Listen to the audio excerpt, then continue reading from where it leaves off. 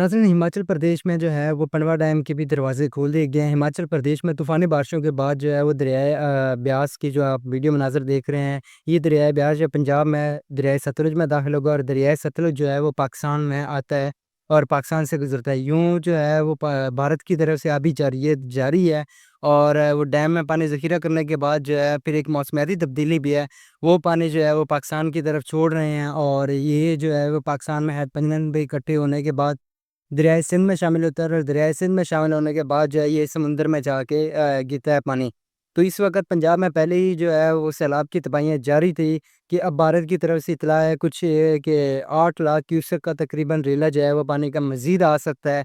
और जिन इलाकों में तबाही हुई थी सैलाब की वजह से उन इलाकों में जो है मज़ीद तबाही हो सकती है। तो नाज़रीन, ये कोई अच्छी अपडेट नहीं आ रही है वहाँ से भी और ये हालात जो है वो बदस्तूर जो है वो ख़राब होते जा रहे हैं। तो ये अभी तक वहाँ से अपडेट आ रही हैं, मज़ीद जितनी अपडेट आएँगी वो हम आपके साथ शेयर करेंगे। आने वाले दिन मज़ीद अहम हो सकते हैं क्योंकि हिमाचल प्रदेश में जो है इस वक़्त तूफ़ानी बारिशें जारी हैं और वहाँ डैम के भी जो है वो दरवाज़े पनवा डैम के खोल दिए गए हैं। इससे पहले सलाल डैम और फिर एक और डैम था उसके भी दरवाज़े खोल दिए गए थे क्योंकि फुल होने की वजह से। तो ये अभी तक वहाँ की अपडेट है।